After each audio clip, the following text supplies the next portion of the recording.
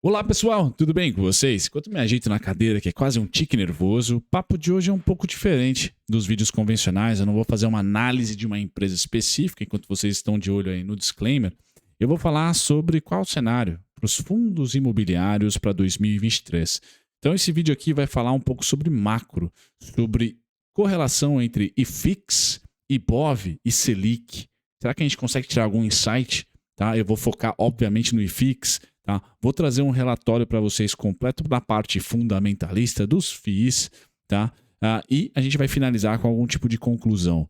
Tá? Então, esse é meu objetivo aqui, pessoal. Lógico, hoje, dia 21 de dezembro, dia de bater o martelo na PEC.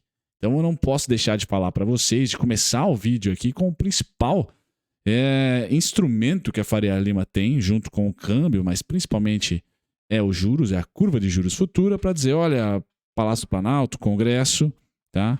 Ou até Judiciário, você está fazendo uma besteira, tá? Ou você está fazendo coisa boa.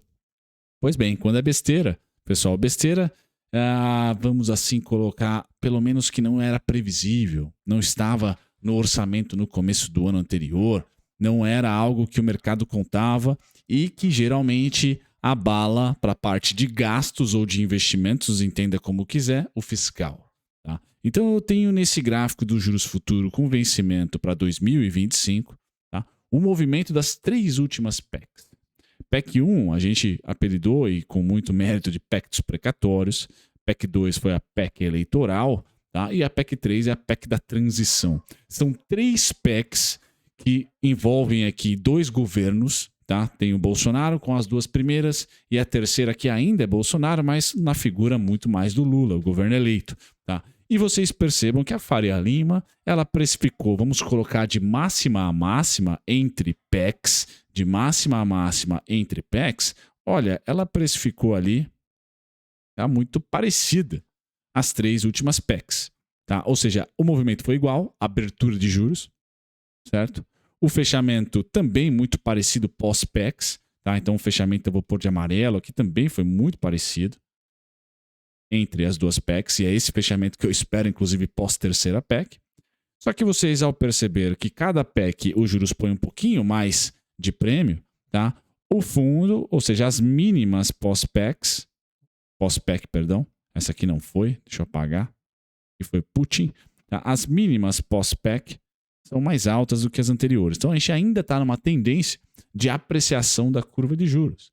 Mas eu acredito que pós a PEC da transição, a gente vai fechar para ficar um pouquinho acima aqui do fechamento da PEC eleitoral e também de todo o imbróglio ali do pré, durante e pós-eleição. Esse é meu cenário. Olhando para os fundos imobiliários que disputam dinheiro com o CDI, com a renda fixa, tá? A gente vai olhar ainda para um cenário difícil, um cenário tortuoso, um cenário de que os juros ainda está estressado e em tendência de alta. Não necessariamente a gente vai olhar para um juros de 2023 maior do que 2022, seja na Selic, que eu já vou mostrar para vocês, ou seja no juros futuro.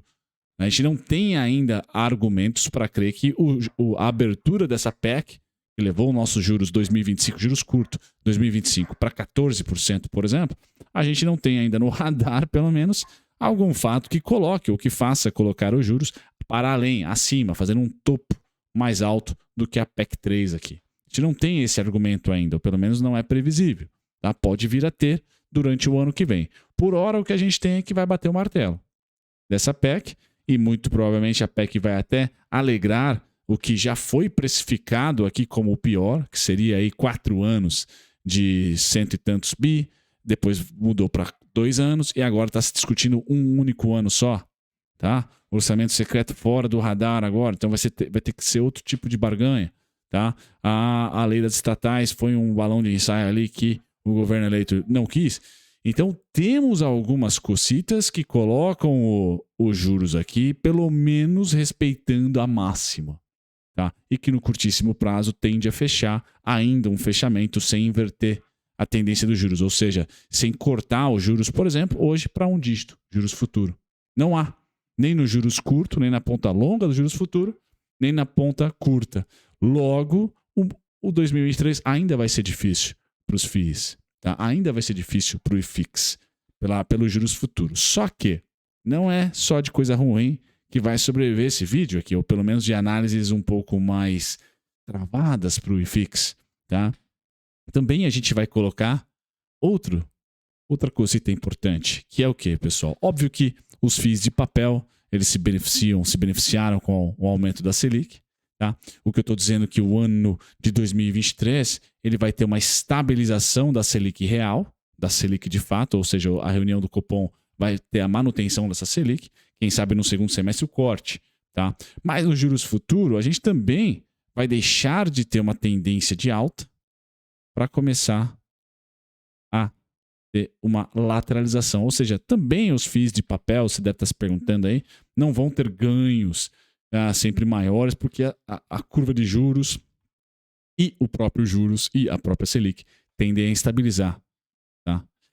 E no segundo semestre, se tudo der certo, fecharemos a curva de juros já no primeiro trimestre e a Selic, quem sabe, feche depois, pouquinho depois, feche também lá para o segundo semestre. Então, a minha expectativa é que o juros futuro, entre o segundo e terceiro trimestre, quem sabe, feche, inverta a tendência. Eu mostrei para você entre PECs para um juros futuro sem PEC, assim espero, e de fechamento. Tá? Enquanto que a Selic vai esperar um pouquinho mais o quê, pessoal? Vai esperar um pouquinho mais a inflação ir para a meta. Então deve demorar um pouquinho mais a Selic para ser fechada, um pouquinho mais do que o juros futuro, até por isso que é juros futuro, né? Para ver se tenta dar um sinal de como será o que a Faria Lima está pedindo do Roberto Campos. Tá? Então eu tenho esse cenário que começa ruim o ano, mas ele vai melhorando. Tá? Por quê, pessoal? Também ancorado por esse gráfico, que é o nosso juro real. Nosso juro real está quase de 8 hoje. Tá? E em nenhum momento o nosso juro real ele permaneceu por muito tempo robusto dessa maneira, porque nossa economia não aguenta. Então o juro real ele apresenta picos. Apresentou o pico em 2002, apresentou um pico em 2016 e eu acho que o pico será em 2023.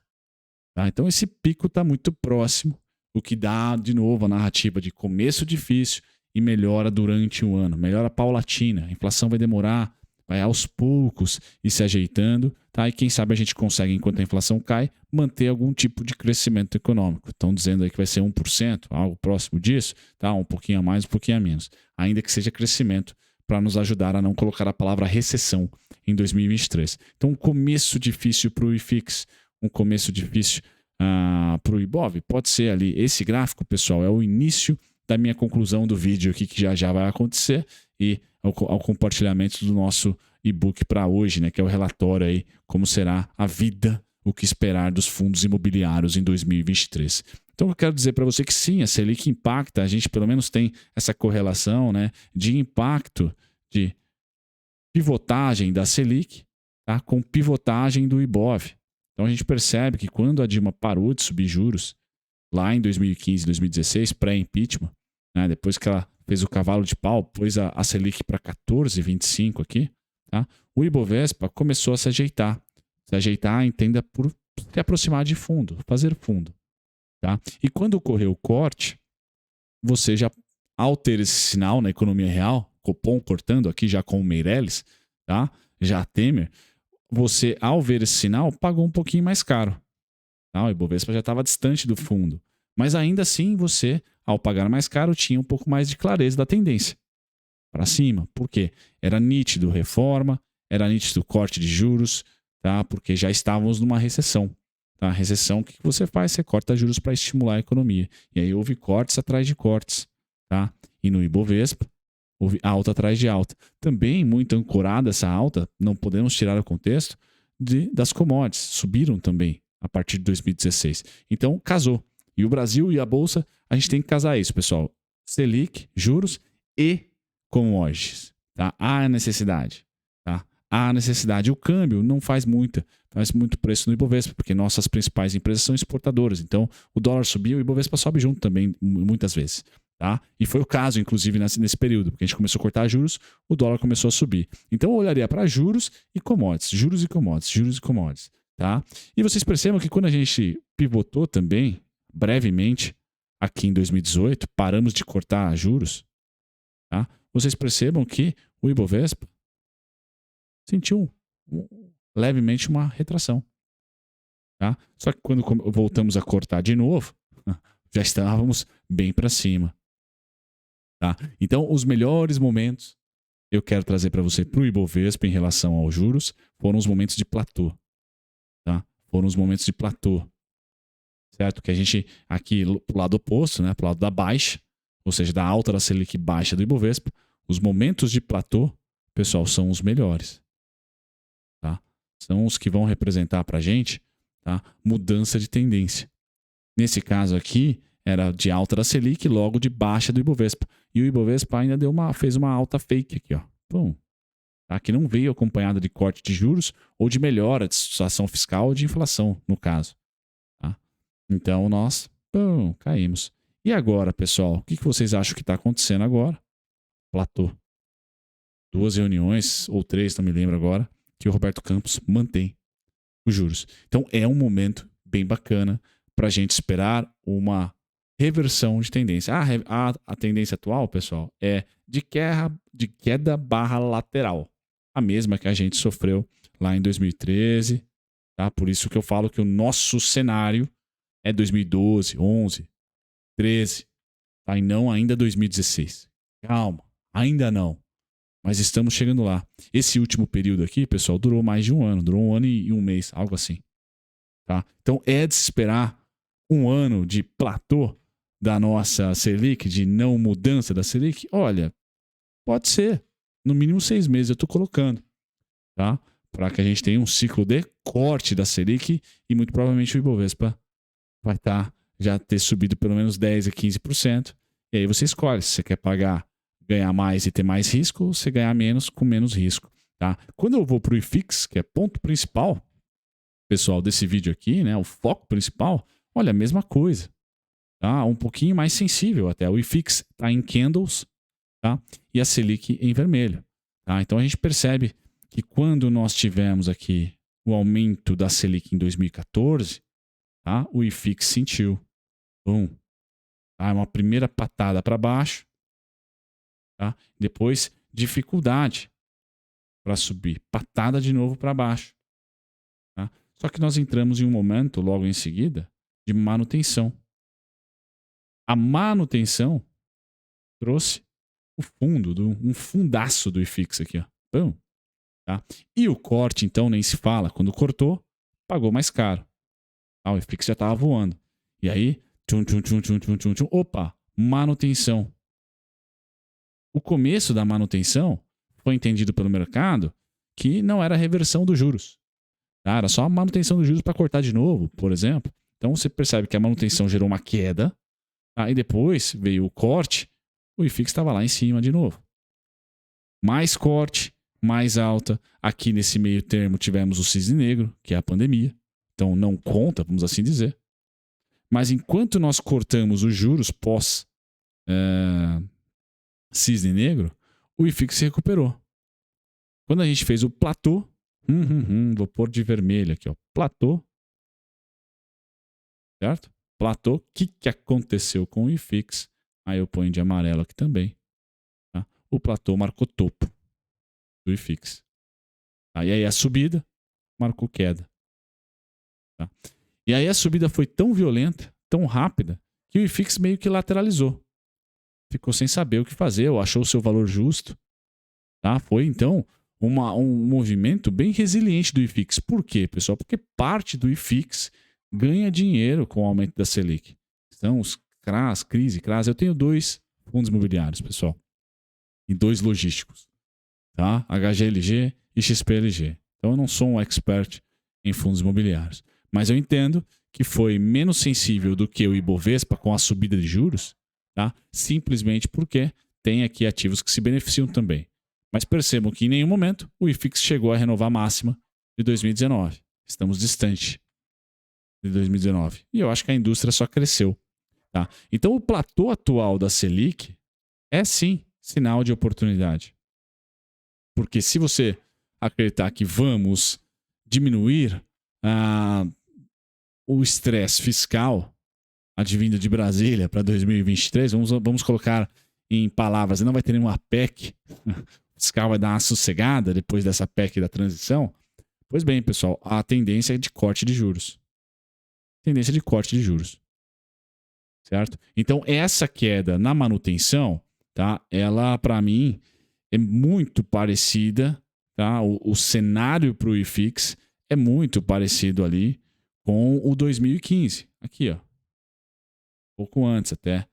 Pouco depois do que o Ibovespa, que eu falei 2013 e tal. Tá? Então, a gente tende a ter quedas, como tivemos aqui, essas quedas, tá? Só que no meio do período de manutenção da Selic, e a gente está nesse começo, ainda não chegamos no meio, na minha opinião, tá? Já vai formar fundo. E quando começar o corte, pessoal, o mercado sempre antecipa ou tende a antecipar.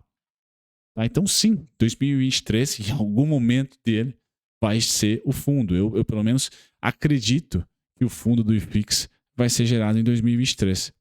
Tá? Se muito parecido com o fundo de 2022, próximo, tudo bem, não tem problema. Mas a expectativa de juros é que a gente não aguenta o juros real, a 8%. Aí eu não acho que a inflação vai subir para diminuir esse juro real. Não.